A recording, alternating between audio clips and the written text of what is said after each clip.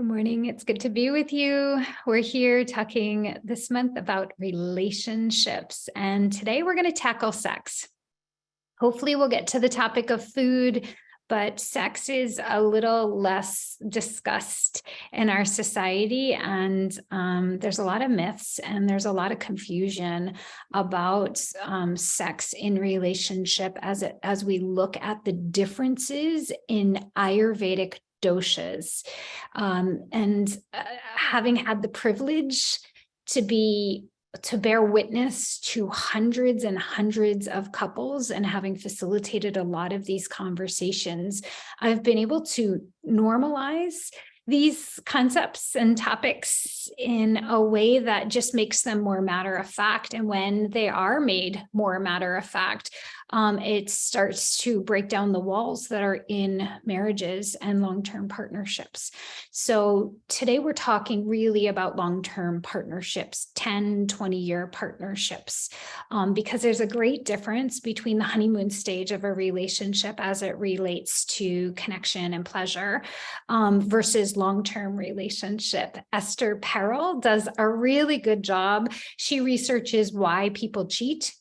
And in that, she talks about the first couple of years being unexplored territory in a relationship. And so everything's unexplored and there's a mystery and there's a hunger in the relationship. Whereas once you hit the 3+ years in a relationship, it's explored territory. And it's whether each person has the capability to shift into long-term relationship skills. And a lot of people have shifted from relationship to relationship and never built once the territory is explored, and once everybody's shadows come out to play, and once everything has gotten into a rhythm, and there's loyalty and consistency in the knowing that's there, how do you deepen the relationship and lean into it versus get frustrated and blame the relationship for our own lack of connection? All right, so let's go into our breath, into our bodies, if we can. As we tackle this subject, we're really anchoring into the sacral chakra. So if you'll just place your hands on your low belly, let your low belly hang, if you will, in your hands. So if you're like me and you're a chronic belly holder inner, just take a deep breath and let your belly hang into your hands until you can feel it expand with a slow exhale. Breathing into your low belly, low back. Breathing into your back body, exhale slowly. And as you breathe into yourself, just allow yourself to connect with this concept of pleasure. Now, if you have air or fire, vata pitta, you might even be grossed out at the word pleasure. If you have kapha, you might luxuriate in the concept of pleasure. Just breathe into the low belly and just notice your connection to your own pleasure, whether that's pleasure that you receive from food, from intimacy, from sex.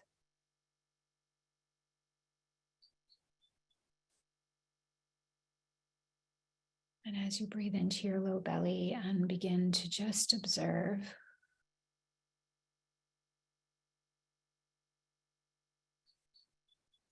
just gaze down into that space and notice how you feel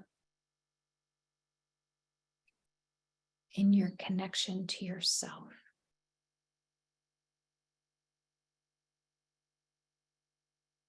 And if you don't know how you feel with respect to your connection to yourself, you can move into your intimate or romantic partnerships. And if you don't have a romantic partnership, you can kind of tap into your past relationships and what connection and pleasure and intimacy was like in those relationships.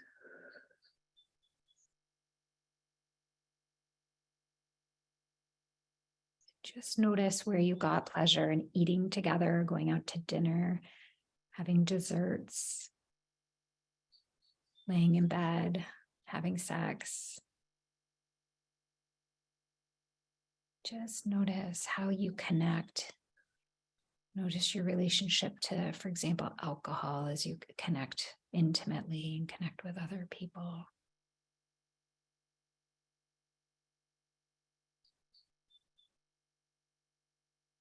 We're not making anything bad or wrong or right or good. We're just observing.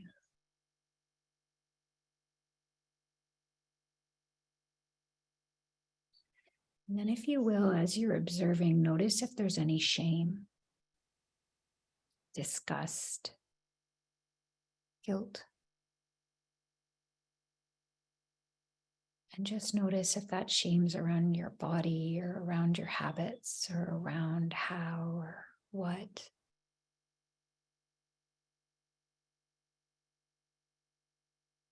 Shame lives in the sacral, in the same space.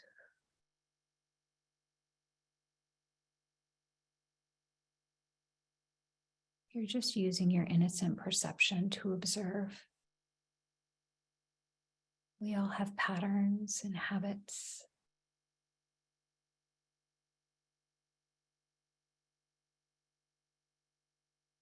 Notice your tendency to indulge. Food, sex, pornography, wine.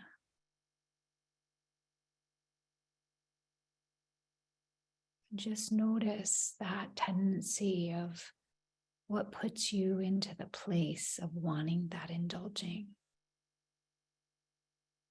Does it feel like you've run yourself dry or ragged and you deserve a break today?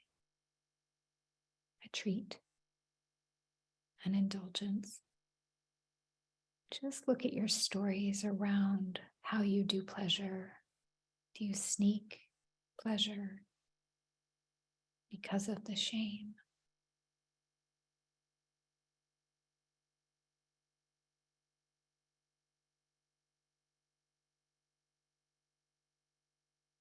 And then, if you will, look at how you fantasize about another lover or food or that person that might be out there who can bring you your everything.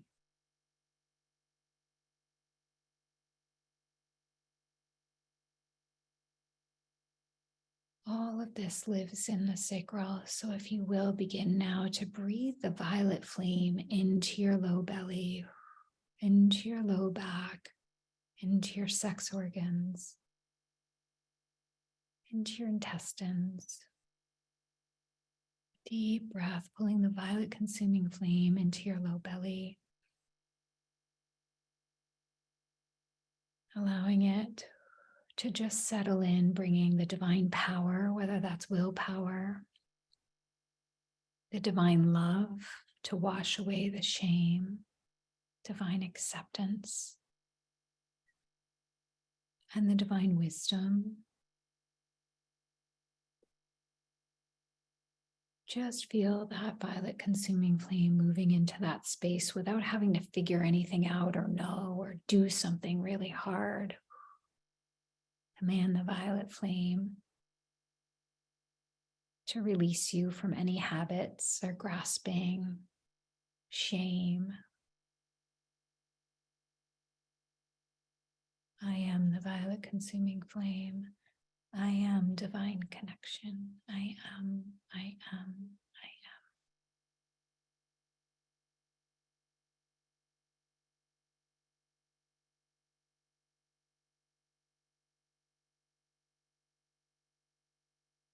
And if you will, command the violet flame to continue working there as you receive this teaching.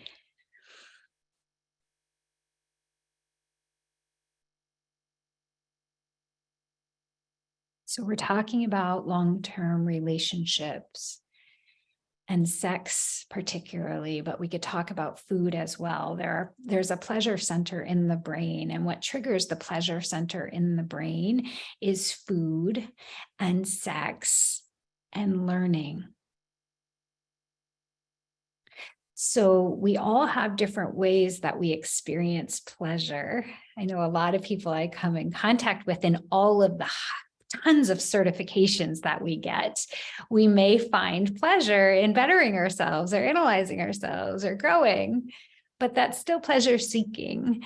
And we don't want to make pleasure bad. We just want to make sure that we're conscious in our connection to whatever it is that we're searching for, right? Sex isn't bad. Food isn't bad. Learning isn't bad. There's no bad here.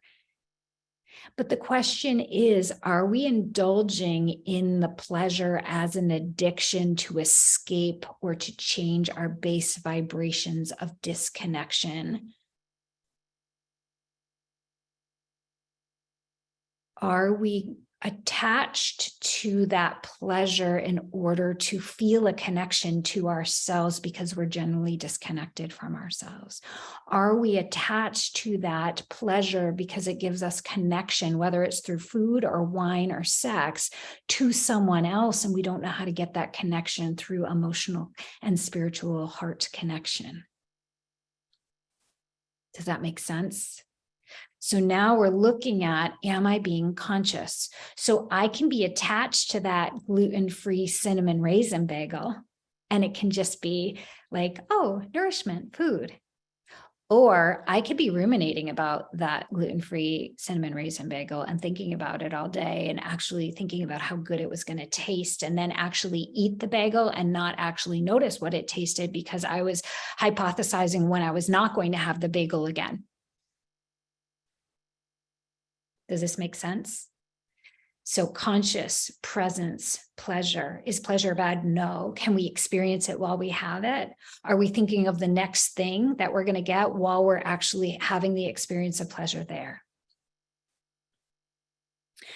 So as I said, I have the distinct opportunity to really look at how sex plays out with the different doshas when in relationship, meaning when someone has excess vata, air in their constitution, or vata imbalance, most of their energy is in the upper chakras. Well, the sacral chakra is one of the lower chakras. So if all the energy is going upward and there's not a lot of energy going downward to the lower three centers, safety can get amiss, connection, sexual activity can get lost, power, strength, motivation can get lost. So especially with those with vata or vata imbalance in their constitution, they have a very light sex drive. It's kind of like, oh, I have an itch. Oh, it went by. That's okay. That's how vata will experience a sex drive. It's like a wind blows and then it's gone. Now, take someone with vata or vata imbalance who has trauma in the sacral chakra, neglect, abandonment, sexual abuse in their childhood. Now we're talking about resistance toward intimacy or sex or connection where it doesn't feel safe, right? So that's another layer. And this is typically what I see. I see those who have some level of childhood trauma related to a parent or related to abuse. And then, or it could even be the death of a parent. It doesn't have to be an abusive experience. And then here is a partner who wants connection. And let's talk about this partner. They are often partnered with someone who has more of the lower chakra activity and is more connected to the physical realm. Why? Because someone with vata imbalance doesn't have a really good adulting habit, and they usually will partner up with someone who's much better in the lower chakras. They're better at making money and being safe and, connecting in their relationships, getting the job done, the lower three. So here we have someone with Vata imbalance who doesn't have much energy down there. And then we have someone who is really good at the physical realm. And those who are really connected in the physical realm, who may not be as spiritually or emotionally connected as this person, will be looking for their connection. How? Through the physical realm. So if you look at the sacral chakra in the physical realm, this love language will be physical touch. And this is where my beef comes with the love languages. It's like, well, my love language is physical touch. That's how you need to meet me. Okay. Well, when you have someone with Vata imbalance, with trauma, what if that's not possible? Well, we're just roommates. Oh, what do you mean? Just roommates? If the sex life is not matching up with what Men's Health magazine says or Women's Health magazine says, then we're just roommates. And what's the point? Okay, so if this resembles anything that you've been in contact with, I will tell you this is very, very common. And it's not just the man and the woman. Okay, it's not based in gender at all. It's just I work mostly with women. But very often the Vata husband will have the same issue if paired with a Pitta Kapha or fire and earth female partner. Now, what happens with the physical, whether there's Pitta and Kapha or just one or the other, is there's a lot of fantasizing about what this sex life is supposed to give this person. And there's expectations and societal expectations that support this. Here's how many times a week we should be doing it. Here's what this sex life should be like. Here's how it's supposed to go. Here's what I'm supposed to get out of it. And then this person feels more broken and more lost and more confused, and now is enslaved to this person's expectations for sex in the relationship. Now, what happens when someone feels obligated or enslaved? Free will goes wah, wah, wah. And now it's a relationship with some oppression, where this person is taking on a lot of the blame because they're not, or responsibility, depending on what the dynamic is, because they're not living up to what society says a good husband, wife, partner should be. And so the reason why I think it's important to speak of this is now we have the love languages that says, oh, you have to meet them at their love language. If you don't, we're just roommates, and what's the point of being together? So, what does one do with this? How does this look? First of all, it's asking this person, what do you get out of sex? I get connection. Well, what would connection look like beyond sex? Roommates. Well, what if that's not true? What if there's more to a long-term partnership that goes beyond that? What if you're responsible for your own connection to yourself? What does pleasure with yourself look like?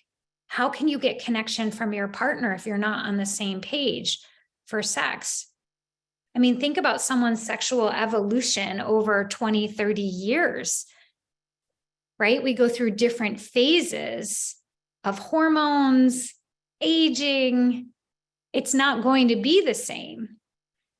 So what does this look like if this expectation were dismantled and we weren't to trade someone in for someone who can meet them, but this person has the opportunity to grow beyond their attachments? So what I often hear here is I can't feel connected to the person without this, or I need this for a release because I have so much stress in my life. Oh, is this person responsible for your release? Or is that maybe a release that you can do for yourself so sex can feel like free will comes back? It can feel like a sharing in the partnership rather than an obligation to help you get a release. This is male and female, you guys. It's not just one gender. Just want to be really clear about that. It may be that a female has more testosterone and has a little bit more fire or drive, or male. But the why of why this is an attachment and where these expectations came from and what is it that you lose by not having sex as regularly as you feel entitled to have it, and being willing to dismantle the entitlement, not saying, all right, fine, we'll have a sexless marriage, but really taking the pressure and the expectation and the attachment and the addiction out of the scenario so that this person can introspect on what's driving the need. Now, this is true. I don't know if you've ever had this experience where one person in the relationship may stop their addictive eating, and eating out or drinking wine was the way that we got our connection.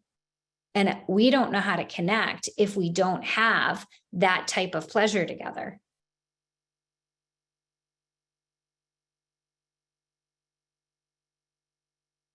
So the work can be done on this side.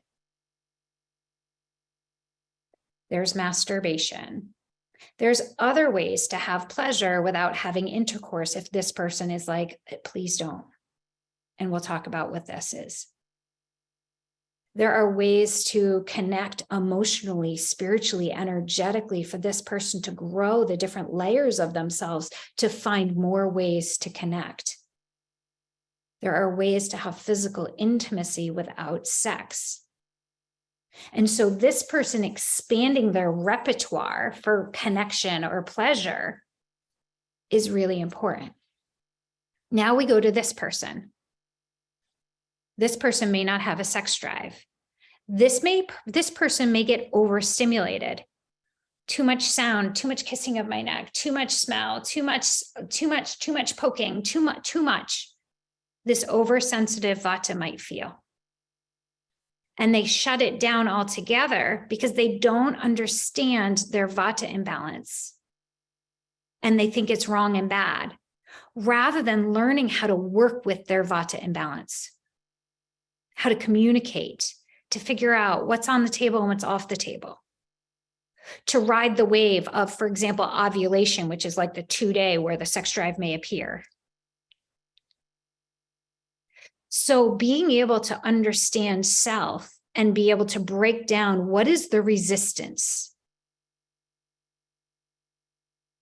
Do I feel like I don't have control? Do I feel like it's overstimulating? Do I feel like I don't know how to communicate to it? Do I feel like it's too dry? Do I feel like, because what is vata? Vata is dryness. So if you think of dryness, I'm sorry to get a little bit too graphic here, but if there is dryness, there's not a whole lot of sex drive. So vata needs to look at how to bring juice into sex life, emotional juice, getting their head. Vata has a very loopy mind. The loopy mind will keep them out of their bodies. And when you're out of your body, it's hard to get into any type of intimate connection. So what is the vata doing to ground the body and to get connected and back in the body so that they can digest the concept of pleasure? Now, these people don't indulge in pleasure too much in food. They don't really do a lot of pleasure, and that's their work. They run dry, or they're vata pits and they run hot. And they're not really living life for pleasure. They're caring for people. They're getting stuff done. But they're not luxuriating in being laid back and juicing up their life and having pleasurable eating. They probably have a very rigid diet. It was very fascinating to me because I am in recovery for 32 years from an eating disorder. And so I was bulimic from 13 to 15, and that's what started my journey. And I remember that I was living at an ashram studying Ayurveda, and I remember the Ayurvedic teacher sitting with me and saying, "How's your sex life? How are you with respect to pleasure?" And I was like, "Ew, why are we even talking about this? Shut up. How about strawberries and whipped cream?" I'm like, "Ew, just stop." Why? Because at that point, I was having babies and nursing and following my dreams and birthing healing programs. My sacral chakra was pretty busy. It was depleted. So if that's true, if our sacral chakra is being used for other endeavors, what does that mean in our long-term relationship? What does that mean with respect to pleasure? Now, does this give this person you're off the hook? No. What's this person's work? This person's work is to become more embodied, to get back in themselves, to find pleasure, allow a little food pleasure, allow a little sexual pleasure, allow the flopping around for a day and watching Netflix on a beautiful sunny day when you should be out exercising. Learning how to luxuriate in the pleasures of life. That's this person's work. Breathing into their bodies, exploring, where am I resistant to? What am I needing? How can I set this up so that it meets my needs? And my job is not to just meet the insatiable needs over here, but to meet my needs. What does that look like? How can I feed myself so then I can show up in my sacral chakra in my relationship? Now that this person's back down a little bit with their expectations, now I can show up and be like, okay, what do I need? What brings me pleasure? What do I desire? And how's there room for that in this sexual relationship? Now, when we work with clients, we get really specific here. What's on the table? What's off the table? What's like completely repulsive to the Vata imbalanced person? What's okay? Well, that's boring. That takes the creativity and the spontaneity away. Well, maybe that's what this person needs. They need to feel safe. They need to know that their boundaries aren't going to be crossed in a way that doesn't feel okay. What if that's an important thing for this person? And that's where this person's growth is.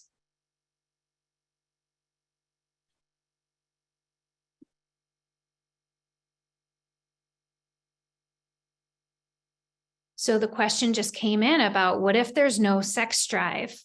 Well, if you're in a relationship and it's a condition of satisfaction of the relationship, I'd be looking at, where did the sex drive go? What's the root cause of that lack of sex drive? Because it is pretty human and natural, if your lower chakras are cleared out and nice and connected, to have some sex drive. Maybe it's just, as I said, ovulation related sex drive, but it is in nature to have that. So I'd be looking at, okay, well, if there's no sex drive and there's no interest to have a sex drive, I guess if you're alone, you can get away with that. But if you've committed to a long-term relationship and that puts the relationship out of balance, then that might be a place to look into. Now, what if there's too much shame? What if there's too much shame here and this person's not on the path and they're not willing to look at it? Still, it needs to be put on the table and talked about if you want to have an open relationship. But if it's not on the table because of shame, here's what's underneath it: rejection, unworthiness, lack of masculinity, some sort of fear of unworthiness. All roads lead to these trauma packets that I talk about all the time. There's probably a trauma packet. And my opinion is that we as couples and as partners, we can truly mirror those trauma packets. We can really help our partners clear out the blind spots. And blind spot blind spots live within all of us. There's things that other people can see about us that we have just not been able to see, but that's what our partnerships can do. It can mirror those blind spots. And if we're in conscious partnership with growth mindset, then why wouldn't we be wanting to root those places out? If you're like me and you believe in karma, I'm just going to have to face it next lifetime. So I might as well face it this lifetime. So there's the question about menopause that came in. Right. Women's bodies changed. Things shift.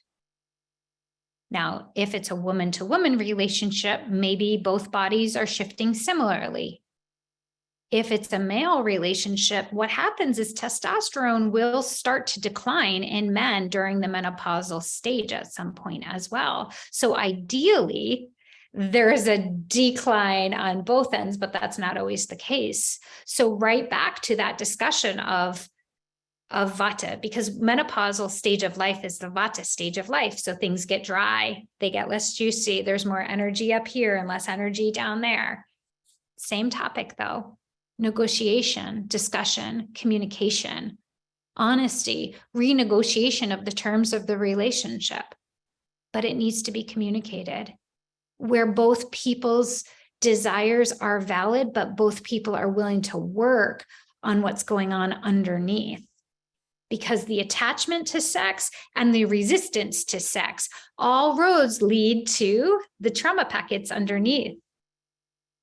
Are there purely physiological things? Yes. This person might have a lot of testosterone or progesterone, I don't know. But usually testosterone. The females that I know, they've had their hormones tested and they just have high testosterone levels. And there may be hormonal issues over here, high estrogen, low testosterone, low progesterone. So yeah, of course, there's definitely going to be those chemical and physiological aspects, but where there is love, all things are possible to get on the same page. So I see a lot of relationships on the brink of ruin over this topic alone. And what I can say is we've helped this person get their groove back, and we've helped this person get into some level of reality of what they're asking, demanding, and entitled to the point where both people are working and can find some common ground. But for this, I just wanted to state these things. I wanted to call them out. I wanted to normalize them because I believe they need to be talked about, and I don't believe that anyone's talking about them. And I believe that they can be overcome. Now, if we were to talk about the yogic perspective, there's Tantra, which is sex as a form of enlightenment. And then there's the yogic and spiritual perspective. You don't want your attention and goals and energy to be going toward the lower chakras. I tend to find that when there is an over focus on sex, it's usually coming from a deficiency, resistance, entitlements, addiction. So we always want to look at that to see where is this need coming from and how do we move the need to a want to a preference so that we can remove the resistance in the relationship, because that resistance will persist. Okay, so that's our time for today. Clearly, we could talk about this for days, and I'm grateful for the engagement and for your participation and willingness to show up in this space together. I wish you many blessings. Have a great day, you guys.